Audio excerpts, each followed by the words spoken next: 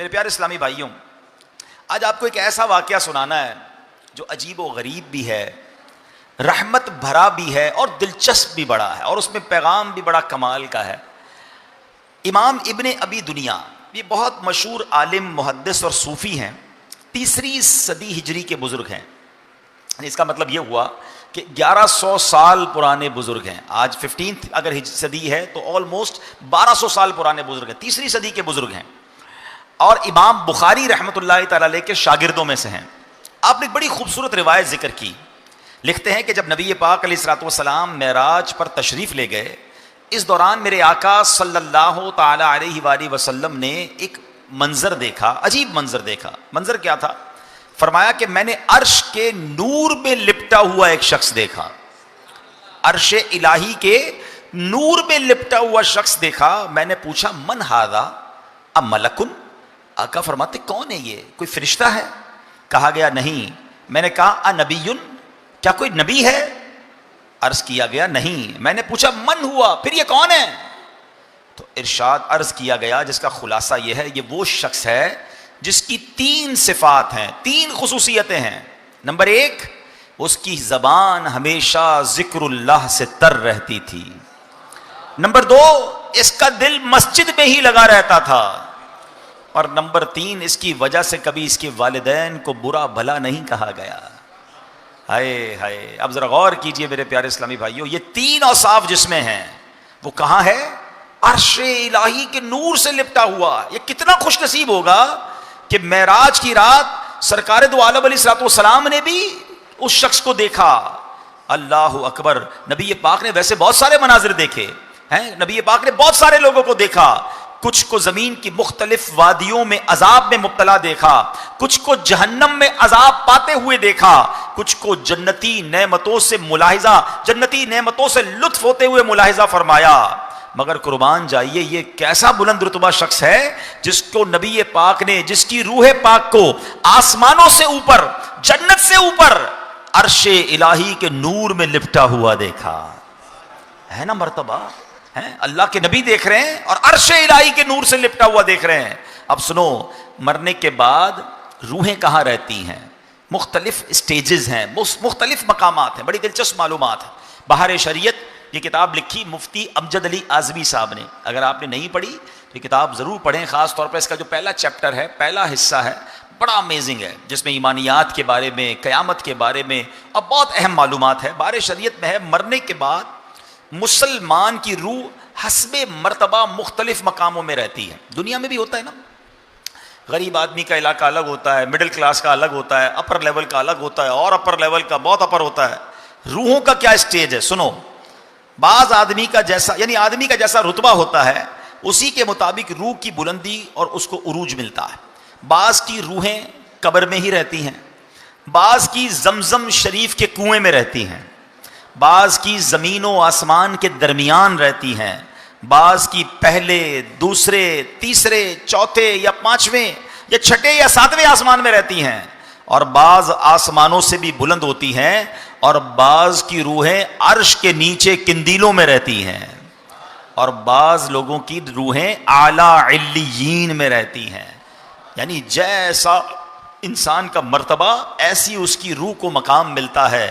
اور سب سے اونچے مرتبے والا کون، سب سے ٹاپ کیٹیگری والا کون ہے کہ اس کی روح عرش الہی کے نیچے رہتی ہے۔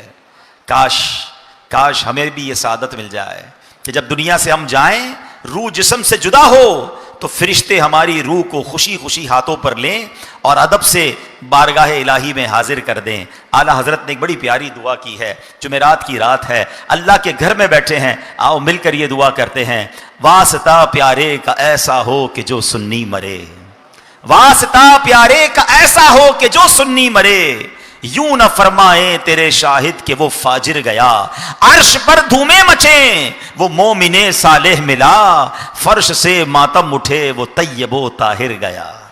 کمال تو یہ ہے نا کہ مرنے کے بعد فرشتے یہ نہ کہیں کہ یہ گناہگار، یہ فاجر ملا ہمیں، بلکہ فرش پر دھومیں مچ جائیں کہ کیسا طیب و طاہر آیا ہے۔ اور جناب ادھر دنیا میں زمین پر لوگ آنسو بہائیں کہ ایک نیک شخصیت سے ہم دور ہو گئے۔ اللہ ایسی ایمان والی، عافیت والی اور اللہ کی قبولیت والی موت ہمیں نصیب فرمائے۔ اب غور کیجئے کہ جس کی روح کو نبی پاک علیہ الصلوۃ والسلام نے زمین پر نہیں، آسمان و زمین کے درمیان نہیں، پہلے دوسرے تیسرے یا ساتویں آسمان پر نہیں، عرش الہی کے نور میں لپٹا ہوا ساتوں آسمان سے اوپر دیکھا، وہ شخص کا مرتبہ، اس کا گریڈ، اس کا درجہ کیسا ہوگا؟ اور نبی پاک نے جب پوچھا تو کیا عرض کیا گیا؟ اس کی 3 صفات تھیں. اب میں نے اور آپ نے غور کرنا ہے کہ ہماری یہ عادتیں ہیں کہ نہیں. نمبر 1، اس کی زبان ذکر الہی سے تر رہتی تھی. نمبر 2، اس کا دل مسجد میں لگا رہتا تھا. اور نمبر 3، اس کی وجہ سے اس کے ماں باپ کو کبھی گالیاں نہیں دی گئی، برا بھلا نہیں کہا گیا. اے میرے پیارے اسلامی بھائیوں، اب غور کریں تو اتنے مشکل کام تو نہیں ہے. یہ تینوں کام کوئی بہت بڑا کام تو نہیں ہے. ٹرائی کی جائے، کوشش کی جائے تو ہو سکتا ہے، مگر انعام کتنا بڑا ہے. اللہ اکبر، عرش الہی کے نور میں لپٹا ہوا، سب سے ٹاپ کیٹیگری. اے ہائے، تو یہ تو سودا مہنگا نہیں ہے نا. اے ہائے، اعلیٰ حضرت کہتے ہیں نا، وہ تو نہایت سستا سودا بیچ رہے ہیں جنت کا. وہ تو نہایت سستا سودا بیچ رہے ہیں جنت کا. ہم مفلس کیا مول چکائیں، اپنا ہاتھ ہی خالی ہے. اللہ کرے کہ ہم اس مول کو اور اس سودے کو حاصل کرنے میں کامیاب ہو جائیں اور یہ درجہ ہمیں بھی حاصل ہو جائے. اب ذرا تینوں چیزوں پر غور کرتے ہیں. کثرت سے ذکر کے فضائل. آئے ہائے، یہ اتنا آسان کام، اتنا ایزی کام ہے کہ بیٹھے بیٹھے بندہ ذکر کرتا رہے اور رحمت الہی کی پھوار برسنا شروع ہو جاتی ہے. اللہ قرآن میں ارشاد فرماتا ہے، یا ایھا الذین آمنوا اذکروا اللہ ذکرا کثیرا. آسان ترجمہ قرآن کنز العرفان، ہے ایمان والو اللہ کو بہت زیادہ یاد کرو. یعنی اللہ پاک کا ذکر کثرت سے کرنا، یہ قرآنی حکم ہے. کتنی کثرت سے ذکر کرنا ہے؟ نبی پاک علیہ الصلوۃ والسلام کی حدیث سنیے. میرے آقا فرماتے ہیں اور نبی پاک فرماتے ہیں، اللہ پاک کا ذکر اتنی کثرت سے کرو کہ لوگ تمہیں دیوانہ کہنے لگے ہیں. اللہ کرے کہ یہ ذکر کی چاشنی نصیب ہو جائے. ایک مرتبہ نبی پاک علیہ الصلوۃ والسلام کی خدمت میں ایک صحابی حاضر ہوئے. کہتے ان شرائع الاسلام قد کثرت علی. یا رسول اللہ، بے شک اسلام کے احکام مجھ پر زیادہ ہو گئے ہیں، کوئی ایسا عمل ارشاد فرمائے جسے مضبوطی سے تھام لوں. نبی پاک علیہ السلام نے کیا فرمایا؟ لا یزال لسانک رطبا من ذکر اللہ عز وجل. یعنی تمہاری زبان ہمیشہ اللہ پاک کے ذکر سے تر رہے. مفسر قرآن مفتی احمد یار خان نعیمی اس حدیث پاک کی شرح میں لکھتے ہیں کہ غالباً جو سائل تھا تو بہت ساری نفلی عبادتیں کی وجہ سے پریشان ہو گیا کہ اتنی ساری نفلی عبادتیں کیسے کر پاؤں گا، بہت ساری ہیں حضور نفلی عبادتیں. تو نبی پاک ایک ایسی عبادت بتا دیں کہ میں جس کو مضبوطی سے تھام لوں. تو نبی پاک نے جواب دیا کہ سبحان اللہ، ذکر الہی تمہاری زبان پر جاری رہے. اس کا مطلب یہ ہوا کہ یہ ایسی عبادت ہے کہ یہ بہت کمال کا عمل ہے. جبھی تو نبی پاک نے فرمایا کہ بہت ساری نفلی عبادتیں ہیں نا، اگر تمہیں مشکل ہو رہی ہے تو بس اللہ کا ذکر کرنا شروع کر دو، تمہاری زبان ذکر الہی سے تر رہے. سبحان اللہ. حضرت معاذ بن جبل رضی اللہ تعالیٰ عنہ بہت عظیم صحابی ہیں. آپ کہتے ہیں کہ نبی پاک علیہ الصلوۃ والسلام سے میری آپ کی حیات میں جو آخری ملاقات ہوئی نا، ظاہری حیات میں جو لاسٹ ملاقات تھی، میں نے عرض کیا یا رسول اللہ، کون سا عمل اللہ پاک کی، کون سا عمل سب سے بہتر ہے اور اللہ پاک کا سب سے زیادہ قرب دلانے والا ہے، میں اللہ کے قریب ہو جاؤں، وہ کون سا عمل ہے؟ تو نبی پاک نے فرمایا ان تموت ولسانک رطب من ذکر اللہ. یعنی اے معاذ، تمہیں موت اس حال میں آئے کہ تمہاری زبان ذکر اللہ سے تر ہو. یہ اللہ کا زیادہ قرب دلانے والا عمل ہے. اب اس کا مطلب کیا ہوا؟ بھائی موت کا ٹائم تو ہم میں سے کسی کو بھی نہیں پتا نا. تو اس کا مطلب یہ کہ ہر وقت زبان پر ذکر الہی جاری رہے، کثرت سے ذکر کرتے رہو تاکہ کبھی بھی ملک الموت آ جائے تو زبان ذکر الہی سے تر ہونی چاہیے. اچھا، اگر میں آپ سے ایک سوال کروں، ہم میں سے کون ہے جو چاہتا ہے مرتے وقت زبان پر کلمہ جاری ہو؟ سبحان اللہ، سب چاہتے ہیں نا. ساری دنیا میں جب بھی سوال کرتا ہوں سارے لوگ ہاتھ اٹھا لیتے ہیں. کیوں؟ بڑی مشہور حدیث ہے کہ جس کا آخری کلام لا الہ الا اللہ ہوگا دخل الجنہ، وہ جنت میں داخل ہو جائے گا. ٹھیک ہے نا؟ مرتے وقت سارے کلمہ پڑھنے چاہتے ہیں. اب میں جو کہنے جا رہا ہوں ہاتھ مت اٹھائیے گا، مگر جواب خود دے دیجیے گا، دل میں جواب دیجیے گا. آج پورے دن میں کتنی بار کلمہ پاک پڑھا ہے؟ پورے ہفتے میں کتنی بار کلمہ پڑھا ہے؟ پورے مہینے میں کتنی بار آپ نے کلمہ پڑھا ہے؟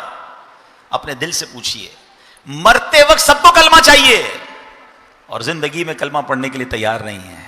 آپ سوچیں نا، ہمارا کتنا ٹائم ہم ضائع کر رہے ہیں، حالانکہ اس کی فضیلت کتنی ہے. ذرا مل کر کہیے سبحان اللہ، الحمدللہ، اللہ اکبر. 10 سیکنڈ نہیں لگے ہیں، ود ان 10 سیکنڈز نہ پسینہ بہا ہے آپ کا، نہ آپ کھڑے ہوئے ہیں، نہ آپ نے کوئی محنت کی ہے، ہم ادھر ہی بیٹھے ہیں. ارے اتنی دیر میں دنیا میں کیا کما سکتے ہو؟ میرے نبی کے سچے وعدے ہیں، جو ایک بار سبحان اللہ کہے جنت میں درخت لگا دیا جاتا ہے، ایک بار الحمدللہ کہے جنت میں درخت لگا دیا جاتا ہے، ایک بار اللہ اکبر کہے جنت میں درخت لگ جاتا ہے. لوگ کہتے ہیں حضور کوئی وظیفہ بتا دیں، بڑا کمال کا وظیفہ بتا دیں، بس کچھ آج بتا دیں. میں کون ہوتا ہوں بتانے والا؟ آؤ نا نبی پاک کی حدیث سناتا ہوں. اور سنو اللہ کے حبیب کیا فرماتے ہیں، دا بیسٹ وظیفہ، سب سے افضل وظیفہ. آقا فرماتے افضل الذکر لا الہ الا اللہ. سب سے افضل ذکر کیا ہے؟ لا الہ الا اللہ. وظیفہ تو ملا ہوا ہے، پڑھنے کا ٹائم نہیں ہے، فضول باتیں کروا لیں، گھنٹوں بحث کروا لیں. اچھا اب میں دل پر چوٹ کرتا ہوں، اگر آج یہ اعلان ہو جائے گلشن معمار میں یا آس پاس سے بڑے گاؤں گوٹھوں سے بھی لگتا ہے لوگ آئے ہیں ماشاءاللہ، کہ جناب آج کے بعد، یا چلے آج رات کا ہی اعلان کر دیتا ہوں، مسجد کا دروازہ بند کرتے ہیں، جو آج رات میں جتنی بار سبحان اللہ کہے گا اتنے 1000 روپے ملیں گے، جو جتنی بار کلمہ پاک پڑھے گا اتنے 5000 روپے ملیں گے. فجر تک تو کوئی نکلے گا ہی نہیں مسجد سے باہر. تسبیح ہاتھ میں، موبائل بھی بند کر دیں گے، گھر والوں کو کہیں گے خبردار کسی نے فون کیا، آج رات کروڑ پتی بن کے آنا ہے میں نے، اتنے پڑھ لوں گا آج رات میں. تو یار کمال ہے، دنیا کے 1000 روپے ملے، دنیا کا انعام ملے، ہماری تسبیح نیچے نہ جائے. میرے نبی کا سچا وعدہ ہے، ہر سبحان اللہ پر جنت میں درخت لگا دیا جاتا ہے. ہم سارے مل جائیں نا جتنے بیٹھے ہیں، بلکہ مجھے لائیو جو سن رہے ہیں ہم بھی مل جائیں، سارے اپنے پیسے ملا لیں، ہم مل کر جنت میں ایک درخت نہیں خرید سکتے، ہے نا؟ اور ایک سبحان اللہ پر جنت میں درخت مل رہا ہے. اور بزرگوں نے بڑی پیاری بات لکھی، جس کے درخت لگے ہوئے ہوں گے، جس کے باغ لگے ہوئے ہوں گے، اس کو پھل کھانے کے لیے جانے بھی تو دیا جائے گا نا. میری پراپرٹی جنت میں ہوگی تو انشاءاللہ مجھے داخلہ بھی مل جائے گا. تو ذکر الہی دوسرے لفظوں میں جنت میں جانے کا ٹکٹ ہے. تو نیت کریں انشاءاللہ کہ فضول باتوں سے بچ کر ذکر الہی کرتے رہیں گے. ہائے ہاں پیر مہر علی شاہ صاحب کی بات سنو، کتھے مہر علی کتھے تیری سنا. سنو مہر علی صاحب کیا کہتے ہیں، یہ بڑوں کی بڑی باتیں سنو. ہاں تاجدار گولڑا کہتے ہیں کہ جانور جو ہے نا شرعی احکام کا پابند نہیں ہے، اس کے باوجود حکم ہے کہ جانور کے، حلال جانور کے گلے پر چھری پھیرتے وقت اگر اللہ کا نام نہ لیا جائے تو وہ جانور حرام ہو جاتا ہے. فرماتے غور کرو، جو شریعت کا پابند نہیں ہے اس کا نام، اس کا دم ذکر اللہ کے بغیر نکل جائے تو وہ حرام ہو جاتا ہے. ہماری تو ہر سانس شریعت کی پابند ہے، اگر یہ سانس ذکر اللہ کے بغیر چلی جائے تو یہ سانس کتنی بے فائدہ ہوگی. ہے نا گہری بات، دل پر چوٹ کرنے والی بات ہے کہ جانور شریعت کا پابند نہیں، لیکن اگر اس کا دم نکلتے وقت اس پر ذکر الہی نہ کیا جائے تو وہ حرام ہو جاتا ہے. حلال جانور حرام ہو جاتا ہے، نہیں کھا سکتے آپ اسے، استعمال نہیں کرتے. تو ہم تو شریعت کے پابند ہیں، ہماری کتنی سانسیں ذکر الہی کے بغیر ضائع ہوتی ہیں. پتہ ہے ہم روزانہ کتنی سانسیں لیتے ہیں؟ ایک کیلکولیشن کے مطابق ہم 17,000 سے لے کر 30,000 مرتبہ سانس لیتے ہیں ایک دن میں. اب غور کریں، پہلے تو یہ سوچو یار یہ سانس کتنی بڑی نعمت ہے. کبھی سانس رکی ہے؟ کبھی طبیعت خراب ہو، جس کو دما کا مرض ہے نا، کبھی اس کو دیکھنا. آئے ہائے اللہ میرے تمام دما کے مریض اسلامی بھائیوں بہنوں کو شفا عطا فرما. سردیوں میں ان کو بڑی تکلیف ہوتی ہے، اور جس کی سانس اٹک جائے نا، کووڈ کے زمانے میں آپ نے دیکھا ہوگا، آکسیجن لگا رہے ہیں، سانس نہیں آ رہی ہے، دم گھٹ جائے، کبھی چوک لگ جاتا ہے. کبھی دیکھا ہوگا آپ نے کچھ کھاتے پیتے میں، کئی کھانے میں کوئی ایسی بے احتیاطی ہو جائے یا باتیں کرتے کرتے کھانا کھائیں تو کہتے ہیں نا سانس کی نالی میں لقمہ چلا گیا یا کوئی دانا چلا گیا، جان نکل جاتی ہے تھوڑی دیر کے لیے. لوگ پیچھے سے مار رہے ہوتے ہیں، سانس آ جائے کسی طرح، یعنی اس وقت احساس ہوتا ہے کہ ایک سانس کتنی قیمتی ہے. روزانہ 17,000 بار بغیر اللہ کا شکر ادا کیے. ہم کون شکر ادا کرتا ہے؟ یہ 17,000 سانسیں اندر بھی گئیں. اور یہ جو زیادہ سانس لیتے ہیں، جن کی جناب بھاگ دوڑ کی عادت ہے، کہتے ہیں کہ کیلکولیشن ہے کہ 17,000 سے لے کر 30,000 تک بیچ میں کوئی بھی کیلکولیشن بن سکتی ہے. کوئی 18,000 لیتا ہوگا، کوئی 20,000 سانسیں. 20,000 سانسیں اندر گئیں روز. 20,000 بار باہر نکلی، ایک بار رک جائے تو زندگی ختم ہو جائے گی. سانس رکے زندگی ختم. سانسیں ہی تو زندگی ہے نا. ایک پل ادھر ہے، اس پل ادھر ہے، آ گئی تو زندگی، چلی گئی تو موت ہے. یہی تو سانس ہے. خدا کی قسم روز 17,000 بار تو شکر ادا کرنا چاہیے تھا. مگر یہ زبان ہے جو شکوے کرتے نہیں تھکتی ہے. بغیر پیسوں کے اللہ نے سانس دی ہے، ہر سانس پر ٹیکس لگا دیا جائے. پیسے ہی نہیں لگتے نا، فری میں اندر بھی جا رہی ہے، باہر بھی نکل رہی ہے، آکسیجن اندر، کاربن ڈائی آکسائڈ باہر. ابھی میرا موضوع نہیں ہے، ورنہ میں نے ایک بیان اس پر کیا تھا، کبھی موقع ملے گا دوبارہ آپ کو بتاؤں گا کہ آپ اگر جو سائنس کے اسٹوڈنٹ ہیں نا ان سے پوچھیے گا، انٹرنیٹ پہ اب تو سرچ کر لیں، بڑا آسان ہو گیا ہے کہ اس ہوا سے آکسیجن نکالنا اور کاربن ڈائی آکسائڈ کو الگ کرنا یہ کتنا مہنگا کام ہے. یہ پورا پلانٹ ہے. کووڈ کے زمانے میں مشینیں آئی تھی نا کہ جناب جس کے ذریعے آکسیجن ملتی تھی, کیا تھا؟ پورا پلانٹ تھا نا. اللہ نے اندر یہ پلانٹ فٹ کیا ہوا ہے, کوئی قیمت نہیں دے رہے, ہم فری میں سانسیں آ رہی ہیں. وہ بڑا مشہور ایک عرب شریف کے ایک بندے کی پوسٹ مشہور ہوئی تھی کہ ایک بندہ جو تھا اس کو پرابلم آیا سانس کا کووڈ کے زمانے میں, تو 18-20 دن ہاسپٹل میں رہا.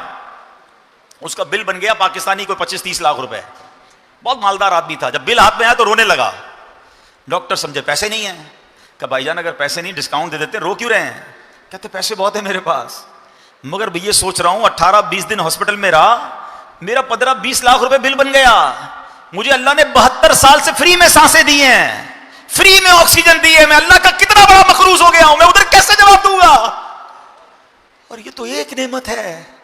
آنکھوں کا جواب, زبان کا جواب, ہضم ہو رہا ہے, پی رہا ہوں پانی فری میں, ہاتھ کام کر رہے ہیں, زبان کام کر رہی ہے, سن رہا ہوں پراپرلی. کس نعمت کا شکر ادا, کیسے جواب دوں گا؟ اور پھر کہتے مجھے اللہ نے دیا نہیں کچھ, پھر کہتے میں پیچھے رہ گیا, پھر شکوے شکایت نہ کرو. ایسا کم از کم ذکر تو کر لو یار, اس مالک کو یاد تو کر لو, اس اپنی زبان کو تو اس کے ذکر سے تر کر لو. اس کا بھی ٹائم نہیں. کاش پیر میر علی شاہ صاحب والی بات سمجھ آ جائے کہ جانور جو شریعت کا مکلف نہیں, اس پر اللہ کا نام نہ لو ذبح کرتے وقت وہ حرام ہو جاتا ہے. ارے تمہارا دم بغیر ذکر کے نکل گیا تو کیا کرو گے؟ ایسی تو زندگی گزارے نا کہ اللہ کرے مرتے وقت زبان پر کلمہ جاری ہو جائے. جس کی زبان پر کلمہ آتا ہی نہیں وہ مرتے وقت کیسے پڑھے گا؟ جو پورے دن میں اللہ کو یاد نہیں کرتا وہ آخرت میں مرتے وقت کیسے کلمہ پڑھے گا, کیسے ذکر الہی کرے گا؟ سوچو نا. آپ نے دیکھا ہوگا, چلے میں ایک اور آپ کو مثال کے ذریعے سمجھاتا ہوں. ماشاءاللہ جن کی زبان پر ذکر و درود جاری ہوتا ہے نا, جب ان کو کوئی ڈیفیکلٹ ٹائم آتا ہے نا, کوئی مشکل وقت آتا ہے, گاڑی کا ایکسیڈنٹ ہوتے ہوتے بچ جاتا ہے, کوئی دھکا لگتا ہے, کوئی ٹینشن آتی ہے, فوراً زبان سے کیا نکلتا ہے؟ یا اللہ, یا رسول اللہ, لا الہ الا اللہ. کیوں؟ عادت ہے. اور جن کی گالیوں کی عادت ہے, جن کی معاذ اللہ بری باتیں کرنے کی عادت ہے, ہم نے دیکھا ہے ان کی گاڑی سٹاپ ہوتی ہے, جھٹکا لگتا ہے, فوراً زبان سے گالی نکلتی ہے. کیوں؟ کیونکہ جو اندر ہوتا ہے نا, جب جھٹکا لگتا ہے تو وہ باہر نکلتا ہے. یاد رکھیے گا, مرتے وقت ہمیں ایک جھٹکا لگے گا, ایک موت کا جھٹکا ہوگا, اور جو اندر ہوگا اگر وہ باہر آ گیا تو پھر کیا ہوگا؟ اندر ایسا بھر لو, اپنے دل کو ایسا صاف کر لو, ذکر الہی کے ایسے عادی بن جاؤ کہ جب موت کا جھٹکا لگے تو میری زبان سے کلمہ پاک نکل جائے. تمنا کیا ہے؟ میں سو جاؤں یا مصطفیٰ کہتے کہتے, کھلے آنکھ صلی اللہ کہتے کہتے. اچھی عادتیں پتہ کیسے کام آتی ہیں؟ پچھلے دنوں میں ایک بات پڑھ رہا تھا, کیا کمال کی بات تھی, ایمان تازہ ہو گیا. بزرگ کہتے ہیں اپنے ہاتھ, سنت طریقہ کیا ہے؟ سیدھے ہاتھ سے دو, سیدھے ہاتھ سے لو. ٹھیک ہے نا؟ آج نہیں ہے لوگوں کو اس سنت کی فکر ہی کوئی نہیں ہے. الٹے ہاتھ سے دے رہے ہیں, الٹے ہاتھ سے لے رہے ہیں, الٹے ہاتھ سے کھا رہے ہیں, الٹے ہاتھ سے پی رہے ہیں. nobody care about. ہم نے پیر و مرشد سے سیکھا, امیر اہل سنت سے, کہ آپ عادت کیسے بناتے ہیں. آپ اپنی اور اپنے بچوں کی عادت پتہ کیسے بنا سکتے ہیں؟ آپ سیدھے ہاتھ سے کوئی چیز دیں اور اگلے سامنے والے نے الٹا ہاتھ آگے بڑھائے نا, آپ واپس لے لیں کہ نہیں پہلے سیدھا ہاتھ. اب وہ سیدھا ہاتھ بڑھائے تو دے دیں اس کو یاد رہ جائے گا نا کہ یار سیدھے ہاتھ سے لینا ہے. کمال کی بات سنو گے, ایمان تازہ ہو جائے گا. بزرگ کہتے ہیں سیدھے ہاتھ سے ہر چیز دینے اور لینے کی عادت بناؤ, جب قیامت کے دن تمہیں نامہ اعمال دیا جائے گا تمہارا سیدھا ہاتھ ہی آگے بڑھ جائے گا, اور جس کو سیدھے ہاتھ میں نامہ اعمال مل گیا اس کی مغفرت کر دی جائے گی. چاہیے نا سیدھے ہاتھ میں نامہ اعمال, تو دنیا میں سیدھا ہاتھ استعمال کرو نا اچھی چیزوں کے لیے, ادھر فکر ہی کوئی نہیں ہے. ایک اور کمال کی بات, سونے کے بعد کی جو اٹھنے کی جو دعا ہے, کیا ہے؟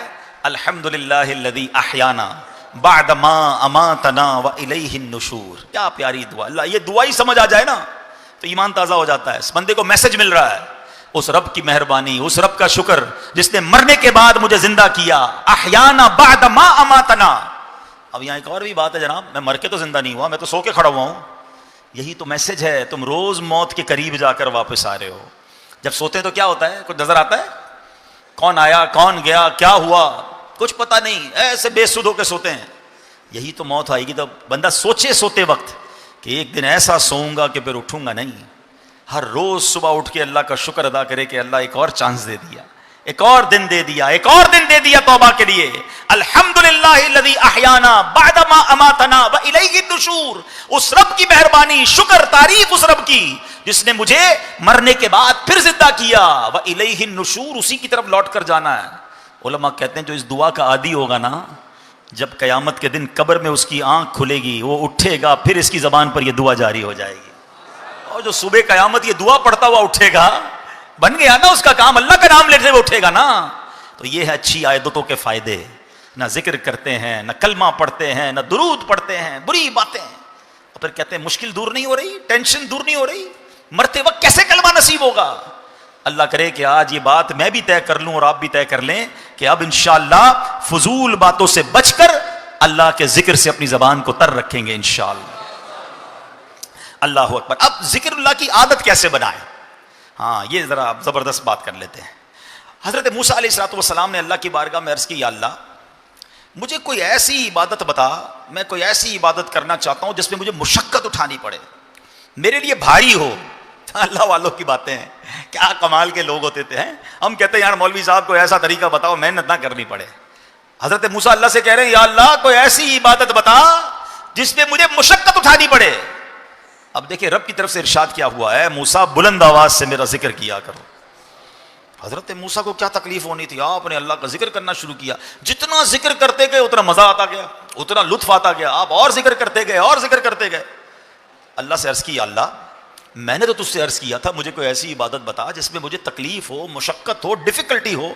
میں تو ذکر کیے جا رہا ہوں، مزے کو مزہ آ رہا ہے. ارشاد ہوا، اے موسیٰ یہ تو آپ پر میری مہربانی ہے کہ آپ کو میرے ذکر میں لذت آتی ہے، ورنہ فرعون کو دیکھیے اس نے اپنا تاج و تخت، قوت و سلطنت سب برباد کر لیا، دریا میں غرق ہو جانا منظور کر لیا، مگر ایک مرتبہ بھی میرا نام اپنی زبان پر لانا گوارا نہ کیا. اس کا مطلب پتہ ہے کیا ہوا؟ کہ خوش نصیب وہ ہے جسے ذکر کی توفیق ملتی ہے، جسے ذکر میں لطف آتا ہے، جسے ذکر کرنے کا جی چاہتا ہے. ورنہ آج کے دور میں تسبیح بڑی بھاری لگتی ہے، اٹھتی نہیں ہے تسبیح، فوراً جیب میں رکھ لیتا انسان. موبائل چھوڑنے کا جی نہیں چاہتا، موبائل ذکر کرنا ہے تو موبائل چھوڑنا پڑے گا نا. نہیں میں تھوڑا اور موبائل میں لگ جاؤں، تھوڑا اور ٹی وی، تھوڑا اور معاذ اللہ فلمیں ڈرامے، دوستوں کی گپ شپ چھوڑنے کا جی نہیں چاہتا. ایک تو منہ میں پان گٹکا نہ جانے کیا کیا آپ رکھتے ہیں کہ جناب وہ نکالیں گے تو ذکر کرو گے نا. امیر اہل سنت بڑی پیاری بات فرماتے ہیں، آپ فرماتے ہیں پان اینٹی درود ہے، اس لیے میں پان نہیں کھاتا، کیونکہ منہ میں جتنی دیر پان ہوگا اتنی دیر درود نہیں پڑھ سکوں گا. اپنے آپ کو بیزی ایسا کر لیا ہم نے کہ اب ذکر و درود پڑھنا مشکل ہو گیا ہے. تو نہ کریں میرے پیارے اسلامی بھائیوں، اپنے آپ کو ان فضولیات سے بچائیں، اور سبحان اللہ جس کو ذکر میں مزہ آ رہا ہے وہ اللہ کا شکر ادا کرے. ذرا کہو تو صحیح سبحان اللہ، الحمدللہ، اللہ اکبر، لا الہ الا اللہ، محمد الرسول اللہ، سبحان اللہ وبحمدہ، سبحان اللہ العظیم. ہائے ہائے کیسا پیارا ذکر ہے، کرتے جاؤ ایسا لگتا ہے رحمت کے دریا میں تیر رہے. اور جس کو تک نہیں مزہ آ رہا نا وہ چیک کرے کہ اندر بیماری ہے. مجھے ذکر میں کیوں لطف نہیں آ رہا؟ مالک کا نام لیتے ہوئے مزہ نہیں آ رہا. اللہ کا نام پتہ ہے کیسا ہے؟ ہاں اللہ کے نام کے راز بھی کمال کے ہیں. اللہ لکھو نا، الف لام لام ہا، الف نکال دو کیا بن جائے گا؟ للہ. لام نکال دو لہو، پھر اللہ کی طرف اشارہ ہے. ایک اور لام بھی نکال دو، ہو، پھر بھی اسی کی طرف اشارہ ہے. اور لفظ اللہ کا ہر لفظ اللہ کی طرف ہمیں توجہ دلاتا ہے. کاش یہ لفظ دل پر نقش ہو جائے اور اپنے رب کے ذکر کا لطف اٹھانا ہم شروع کر دیں. اب علماء نے بڑی پیاری بات لکھی، ایک بڑا پیارا جدول بھی بیان کیا. اگر آپ کا ذہن بن رہا ہے نا کہ یار میرا اکثر وقت ذکر الہی میں رہے، آپ کہیں یار اس کاروبار کیسے ہوگا، دنیا کے کام کیسے ہوں گے، دیکھو کیسے پاسبل ہے. اب ذرا غور سے سنتے جائیے گا. اب اصل بات ہے ذہن بننے کی. امیر اہل سنت کو ایک بار دیکھا گیا، آپ امامہ باندھ رہے تھے اور ہونٹ ہل رہے تھے. تو کسی نے پوچھا آپ کیا پڑھ رہے ہیں؟ فرمایا میں اللہ اللہ اللہ پڑھ رہا ہوں تاکہ امامہ باندھتا رہوں تو اس وقت بھی میرے زبان ذکر الہی سے فارغ نہ رہے. صرف ذہن بننے کی دیر ہے نا. آپ کے پاس دن میں ایسا بہت سارا ٹائم ہوتا ہے جس میں آپ کی زبان فارغ ہوتی ہے. آپ موٹر سائیکل چلا رہے ہیں، آپ گاڑی چلا رہے ہیں، آپ بس میں جا رہے ہیں، آپ پیدل چل رہے ہیں. زبان کا کیا کام ہے؟ صرف ذہن بننے کی دیر ہے کہ یار اس وقت بھی تو میں اللہ اللہ کر سکتا ہوں، لا الہ الا اللہ. ایک تسبیح کلمہ پاک بھی پڑھ لوں، ایک تسبیح سبحان اللہ کی پڑھ لوں، 2 تسبیح درود پاک کی پڑھ لوں، لا حول شریف پڑھ لوں. آپ کو مزہ آ جائے گا نا جس دن ذکر کا، اور اس کی فضیلتیں یاد ہو جائیں گی کہ یار یہ پڑھنے پر یہ نیکی، یہ پڑھنے پر یہ نیکی. سبحان اللہ. روایتوں میں آتا ہے جنت کی کیاریوں میں سے کچھ حاصل کرنا ہو تو لا حول ولا قوت الا باللہ پڑھ لیا کرو. ایک تسبیح جیسے جیسے حدیث یاد آتی رہے کہ یار کیا بات ہے، میرے آقا فرماتے 2 کلمے ہیں زبان پر بھاری ہیں میزان پر ہلکے ہیں اور اللہ کو پیارے ہیں، وہ کلمے کون سے ہیں؟ سبحان اللہ و بحمدہ سبحان اللہ العظیم۔ چلو یار آج ایک تسبیح اس کی پڑھ لیتا ہوں، کاش یہ ذہن بننے کی دیر ہے، پھر آپ دیکھو ٹائم نکالو اور ٹائم نکلتا ہی چلا جائے گا۔ لیکن نہیں، ہمیں تو فضول وقت میں بھی لوگوں کو ہیڈ فون لگا کر معاذ اللہ گانے سننے ہیں، میوزک سننی ہے۔ اپنے ٹریول ٹائم کو تو درود ٹائم بناؤ، ذکر ٹائم بناؤ۔ اب سنو، علماء نے لکھا کہ اگر پورے ٹائم کو ذکر الہی میں کثرت سے گزارنا ہے نا تو دن میں 5 نمازیں فرض ہیں۔ نماز بھی ذکر اللہ ہے، 5 نمازیں اول آخر کوشش کریں کہ سنتوں اور نوافل کے ساتھ پڑھیں۔ اس میں انشاءاللہ 1.5-2 گھنٹے، ٹوٹل 2 گھنٹے انشاءاللہ آپ کے پورے دن میں ذکر الہی میں گزر جائیں گے۔ پھر 5 نمازوں میں 3 نمازیں وہ ہیں کہ جن میں وقفہ کافی زیادہ ہے، عشاء سے فجر اور فجر سے ظہر۔ تو کوشش کریں کہ عشاء سے فجر کے درمیان بھی بیچ میں ٹائم نکال کر تھوڑے سے نوافل پڑھ لیں، اللہ توفیق دے تو تہجد پڑھ لیں، اس میں کچھ سورہ ملک کی تلاوت کر لیں، کچھ صلاۃ التوبہ پڑھ لیں، تو رات میں مزید کچھ عبادت ہو گئی۔ اب آپ سو رہے ہیں، 7-8 گھنٹے کے لیے سونے جا رہے ہیں نا، تو اس نیت سے سوئیں کہ انشاءاللہ فجر میں اٹھوں گا انشاءاللہ۔ تو اب نماز کے انتظار میں، نماز کی تیاری میں انشاءاللہ اس نیت سے سونا کہ نماز فجر کے لیے اٹھنا ہے، اور اللہ کرے باوضو سوئیں، ذکر الہی کرتے کرتے سو جائیں، تو انشاءاللہ یہ وقت بھی اللہ نے چاہا اللہ کی یاد میں گزر جائے گا۔ ٹھیک ہو گیا؟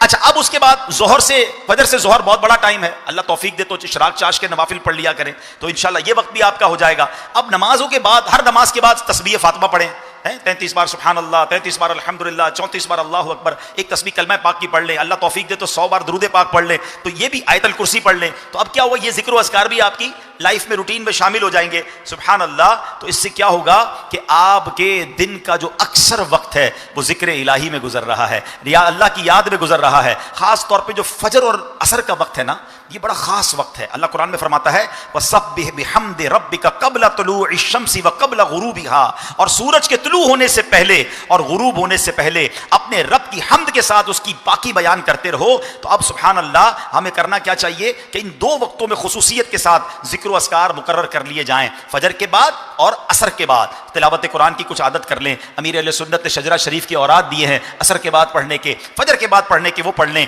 اللہ بہت توفیق دے تو مغرب کے بعد اوابین پڑھ لیں، تو انشاءاللہ عز و جل اب جب آپ کیلکولیٹ کریں گے تو انشاءاللہ ہر تھوڑی دیر بعد آپ کو کوئی نہ کوئی عبادت، کوئی نہ کوئی ذکر، کوئی نہ کوئی اللہ کی یاد آپ کے روٹین میں شامل ہو جائے گی۔ اللہ اکبر۔ اب کبھی بھی موت آ جائے، اب کسی وقت بھی ملک الموت آئیں گے، یا تو آپ نماز پڑھ کے آ رہے ہوں گے، یا نماز پڑھنے جا رہے ہوں گے، یا تلاوت کر رہے ہوں گے، یا ذکر کر رہے ہوں گے، یا درود پڑھ رہے ہوں گے، یا اگلی نماز کا انتظار کر رہے ہوں گے، انشاءاللہ اللہ نے چاہا تو نبی پاک نے فرمایا نا حضرت معاذ بن جبل سے، اے معاذ اللہ کا قرب حاصل کرنے کا طریقہ، حدیث کا مضمون کیا ہے کہ جس وقت تمہارا آخری وقت آئے تمہاری زبان ذکر الہی سے تر ہو جائے۔ اللہ ایسی زندگی مجھے بھی عطا فرما دے اور آپ کو بھی نصیب فرمائے۔ اچھا، میں اس میں ایک مزے کی بات کہہ دیتا ہوں، یہ میں آپ کو بڑی تجربے کی بات بتا رہا ہوں۔ آپ ابھی شروع کریں گے نا، جس کی عادت نہیں ہے، جس کی عادت ہے وہ میری بات سمجھ آ جائے گا اس کو، جس کی عادت نہیں ہے اس کو شروع میں مشکل ہوگی، اس کو مزہ نہیں آئے گا، اس کو لگے گا یار بوریت ہو رہی ہے۔ دیکھیں اس کو اس طرح سمجھیے، جب آپ کو بخار ہوتا ہے، کئیوں کو بخار ہوتا رہتا ہے، طبیعت خراب ہو جائے، کھانا اچھا لگتا ہے؟ بتاؤ نا۔ آپ کے گھر والے آپ کی فیوریٹ ڈش بنا دیں، آپ کو بریانی پسند ہے وہ بریانی بنا دیں، آپ کو جو میٹھا گاجر کا حلوہ پسند ہے وہ بنا دیں، منہ میں پانی نہیں آ رہا ہو، ٹھیک ہے نا، سمجھانے کے لیے بتا رہا ہوں، تو پھر کیا ہوگا؟ اس دن بخار ہو، منہ کڑوا ہو، اپنا پسند کا حلوہ بھی اچھا نہیں لگتا، اپنی پسند کی بریانی بھی اچھی نہیں لگتی، بلکہ گھر والے بھی اچھے نہیں لگتے، ایسا ہی ہے۔ مگر کیا گھر والوں کو چھوڑ کے بھاگ جاتے ہو؟ بچوں کو گھر سے باہر نکال دیتے ہو یا کھانا چھوڑ دیتے؟ نہیں، بندہ کہتا ہے منہ کڑوا بے شک ہے، کھاتے رہو، دوائی بھی لیتے رہو، تھوڑے دنوں بعد جب طبیعت ٹھیک ہو جائے گی تو بریانی بھی اچھی لگے گی، گاجر کا حلوہ بھی اچھا لگے گا، بچے بھی اچھے لگیں گے۔ ہمیں پتا ہوتا ہے بیماری ہے، جیسے ہی بیماری دور ہوگی یہ سب چیزوں کا ٹیسٹ آنا شروع ہو جائے گا۔ ایسا ہی ہے، جس کو تلاوت کا ٹیسٹ نہیں آ رہا، جس کو ذکر کا لطف نہیں آ رہا، جس کو درود میں چاشنی نہیں مل رہی، جس کو نعت سن کر آنکھوں میں آنسو نہیں آ رہے، جب دعا اٹھاتا ہے اس کے دل پر رکت نہیں آ رہی، خدا کے واسطے چھوڑ کر مت چلے جانا، پڑھتے رہنا، ذکر کرتے رہنا، تھوڑے دنوں بعد آپ محسوس کریں گے بیماری دور ہو رہی ہے، لذت آنا شروع ہو گئی ہے، لطف آنا شروع ہو گیا ہے، آنسو نکلنا شروع ہو گئے ہیں، چاشنی ملنا شروع ہو گئی ہے۔ خدا کی قسم، جن کو ذکر الہی کا لطف آ جائے نا، جن کو درود پڑھنے کی چاشنی مل جائے، جن کو تلاوت کا شوق مل جائے، جن کو دعا کی لذت مل جائے، پھر ان کا دل بھرتا نہیں اللہ کی عبادت سے۔ تو آج یہ نیت کرنا ہے کہ ابھی شروع میں لطف آئے نہ آئے، ہمیں اس کی لذت ملے نہ ملے، انشاءاللہ آج سے ہم کثرت سے ذکر الہی کرنا شروع کر دیں گے انشاءاللہ۔ ہمارے نیک اعمال میں بہت سارے وظائف امیر اہل سنت نے عطا فرمائے، انشاءاللہ اس کو بھی کریں گے. دیکھیں ماشاءاللہ خصوصی اسلامی بھائی بھی نیت کر رہے ہیں نا انشاءاللہ. ہمارے ذرا کیمرہ مین دکھائیں، یہ ہے آپ کی میری دعوت اسلامی، جن کو ماشاءاللہ نہ بولنا آتا ہے نہ سننا آتا ہے، یہ ہمارا پورا بیان ان کو اشاروں کے ذریعے سمجھا رہے ہیں. اور ماشاءاللہ ہمارے وہ بھائی بھی نیت کر رہے ہیں کہ اب وہ اشاروں سے اللہ کا ذکر کریں گے. یار ان کو دیکھ کر کتنا شکر ادا کرنے کا جی چاہتا ہے. یہ اللہ کا ذکر بھی اشارے سے کریں گے، زبان سے نہیں کر سکتے. مجھے زبان دی ہے پھر بھی میں اللہ کا ذکر نہ کروں، یار خدا کی قسم شرم آنی چاہیے. جس اللہ نے زبان دی ہے ذکر کے لیے، وہ زبان ذکر کیوں نہیں کرتی؟ یہ بے حیائی کی باتوں کے لیے تو زبان نہیں دی، بری باتیں سننے کے لیے تو کان نہیں دیے، یہ آنکھیں حرام دیکھنے کے لیے تو اللہ نے نہیں دی. وہ پنجابی شاعر کہتے ہیں نا، دل یاد لئی بنایا ہے تعریف لئی زبان، دل یاد لئی بنایا ہے تعریف لئی زبان، اکھیاں بنائیاں سونے دے دیدار واسطے، اکھیاں بنائیاں.